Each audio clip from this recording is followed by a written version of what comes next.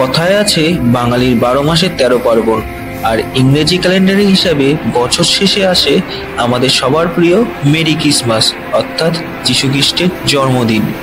25শে December থেকে 1 জানুয়ারি পর্যন্ত এই গোটা 7টা দিন বাঙালিরা মেতে ওঠে আবার এক নতুন উৎসবের আনন্দে। আর এই উৎসবে নিজেকে সামিল করতে আমি চলে গেছিলাম কৃষ্ণনগর ক্যাথেড্রাল চার্চে। তাই আজকের ভিডিওতে আমি তুলে ধরব পশ্চিমবঙ্গ তথা ভারতের অন্যতম শতাব্দী প্রাচীন গির্জা বা চার্চ, কৃষ্ণনগর ক্যাথেড্রাল চার্চ। 29শে ডিসেম্বর 2023-এর সন্ধ্যায় দুই বন্ধু মিলে বাইক নিয়ে বেরিয়ে পড়লাম কৃষ্ণনগরের উদ্দেশ্যে। আমি যেহেতু নবদ্বীপে থাকি, তাই নবদ্বীপ টু কৃষ্ণনগর যেতে সময় লাগে 8 ঘন্টা মতো। বাট রাস্তায় যদি জ্যাম থাকে, সেই 8 ঘন্টায় কোনো সময় হয়ে যায় 1 ঘন্টা। সেই জ্যাম কাটিয়েই আস্তে আস্তে আমরা প্রবেশ করলাম কৃষ্ণনগরে। কৃষ্ণনগরে ঢুকেই আমরা চলে গেলাম গভর্নমেন্ট কলেজের মাঠে। এখানেই আমাদের গাড়ি পার্কিং করে তারপর চলে গেলাম চার্চের উদ্দেশ্যে। আর হ্যাঁ, আপনারা যারা দূর থেকে ট্রেনে বা বাসে করে আসবেন, তাদেরকে সবাইকেই আসতে হবে এই গভর্নমেন্ট কলেজের মোড়ে। গভর্নমেন্ট কলেজের ঠিক উল্টো দিকেই পড়ে কৃষ্ণনগর ক্যাথেড্রাল চার্চ। যেহেতু 31শে ডিসেম্বরের রাত ছিল, তাই চার্চের সামনে ভিড়ও ছিল দেখার মতো।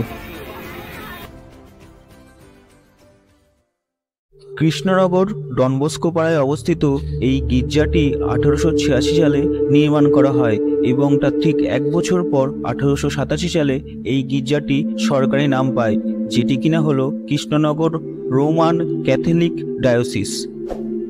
যদিও এটি এখন কৃষ্ণনগর ক্যাথেড্রাল চার্চ নামে পরিচিত। 1928 সাল থেকেই এই গির্জার নিয়ন্ত্রণ ডনবস্কোর সেলসিয়ানরাই করে আসছে।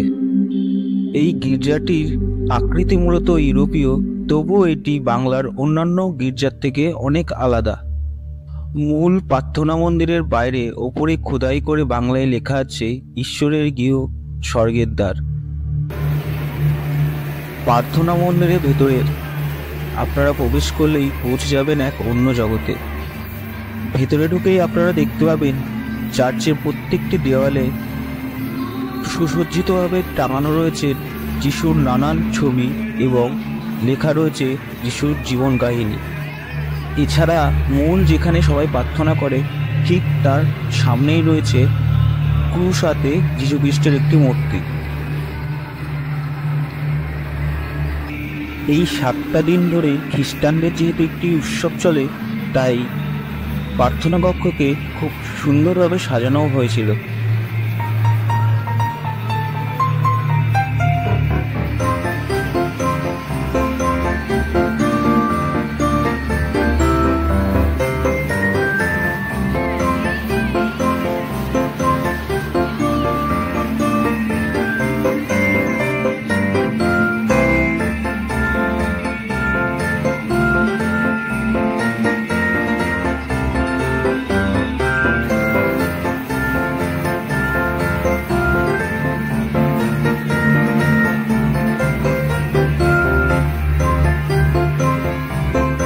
প্রার্থনা কক্ষের ভিতরেই নানান পুতুল দিয়ে ছোট্ট যিশুকে এখানে সুন্দরভাবে তুলে ধরা হয়েছিল।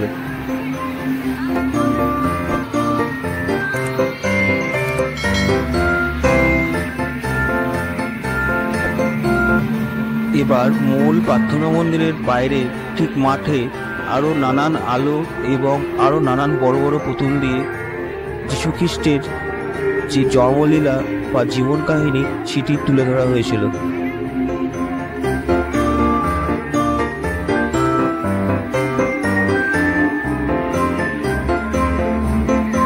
আপনারা যারা ভিডিওটা দেখছেন তাদের উদ্দেশ্যে বলছি, আপনারা যারা কৃষ্ণনগর ক্যাথেড্রাল চার্চে আসতে চান, তারা অবশ্যই এই 7টা দিনের মধ্যে একটি দিন অবশ্যই এই চার্চে এসে ঘুরে যাবেন, একটা আলাদা অনুভূতি পাবেন।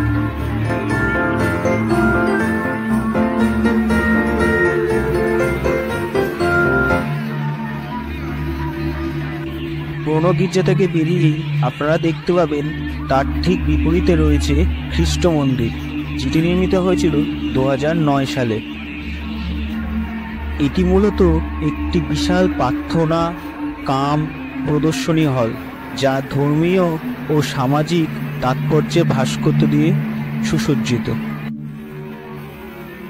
এই খ্রিস্ট মন্দিরের বাইরের দেওয়ালে saint Augustine, saint Paul's, saint Francis Xavier ও সেন্ট জেমস প্রভৃতি সাধুদের মূর্তি স্থাপন করা রয়েছে।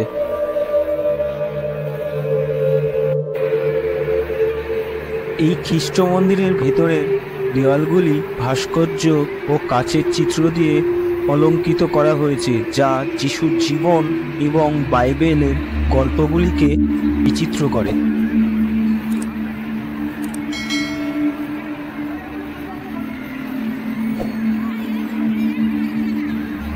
বড় হলটিতে দর্শনার্থীদের জন্য বিশ্রাম ও প্রার্থনার সুব্যবস্থা রয়েছে।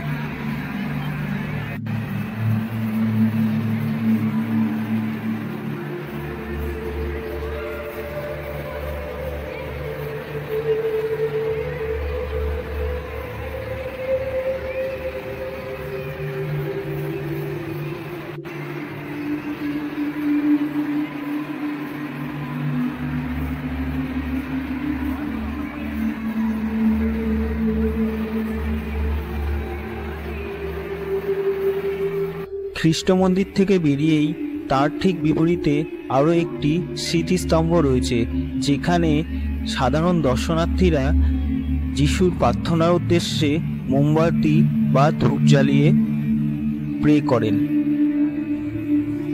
আমাদের অনেক রাত হয়ে যাওয়ার জন্য আমরা সেটি ভালোভাবে ঘুরে দেখতে পারিনি। আর আপনারা যারা পরবর্তীকালে এখানে ঘুরতে আসবেন তাদের উদ্দেশ্যে বলছি, আপনারা এখানে আসলে খুব বিকেল বা সন্ধ্যের মধ্যে চলে আসবে, কারণ এইখানকার চার্চটি 8টার মধ্যে বন্ধ করে দেয়। এরপর আমরা কৃষ্ণনগর ক্যাথেড্রাল চার্চ থেকে বেরিয়ে তার ঠিক পাশের একটি মাঠে বড়দিনে মেলা দেখতে চলে গেছিলাম।